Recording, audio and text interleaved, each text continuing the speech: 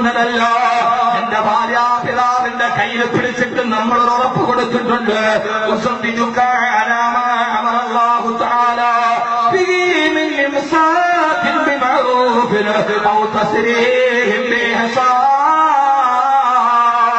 ആ പിതാവ് പറയുന്നതുണ്ട്, അള്ളാഹു നിശ്ചയിച്ചതുപോലെ നിനക്ക് ഞാൻ എന്റെ മകളെ വിവാഹം ചെയ്തു തരികയാ. ഈ വാക്കിന്റെ വിലയും ഇതിന്റെ അർത്ഥവും നിങ്ങൾ ഇനിയെങ്കിലും ഒന്ന് പഠിക്കണേ. ആ വാപ്പ പറയുന്നത്, എന്റെ മകള് നിന്റെ ഭാര്യയായിട്ട് വരുമ്പോ അവൾ ഒരു സാഹചര്യത്തിൽ നിന്ന് വേറൊരു സാഹചര്യത്തിലേക്ക് വരികയാണ്. നിനക്കിഷ്ടപ്പെടാത്ത എന്തെങ്കിലും സ്വഭാവം എന്റെ മകൾക്കുണ്ടെങ്കിൽ അത് നീ പൊരുത്തപ്പെടണേ, അത് നീ മറച്ചു വെക്കണേ, അവളെ ഉപദേശിച്ച് ശരിയാക്കണേ. അതല്ല നിനക്കവരുടെ സ്വഭാവം ഇഷ്ടപ്പെടാൻ കഴിയുന്നില്ലെങ്കിൽ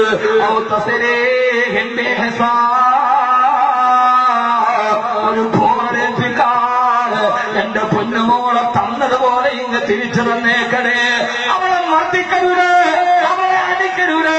അവൾക്ക് ഇഷ്ടമില്ലെങ്കിൽ, അവളോട് ഇഷ്ടമില്ലെങ്കിൽ അവളെ കുറിച്ച് അപമാനം പറയരുത്, അവളുടെ മാനത്തിന് വില പറയരുത്, അന്യപുരുഷനെ ചേർത്ത് അവളെ പറയരുത്.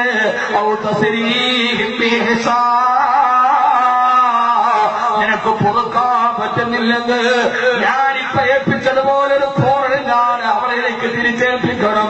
അവളെനിക്കൊരു അധിക ബാധ്യതയാവില്ല എന്നാ പിതാവ് പറഞ്ഞപ്പോ തൊട്ടടുത്ത നിമിഷം കപിൽ തൂവിന്റെ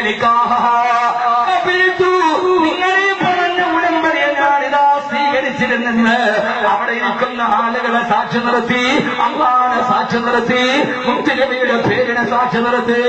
ഒരുടമ്പടി എടുത്തിട്ടല്ലേ നിന്റെ പെണ്ണിനെ നീ കല്യാണം കഴിച്ചത്.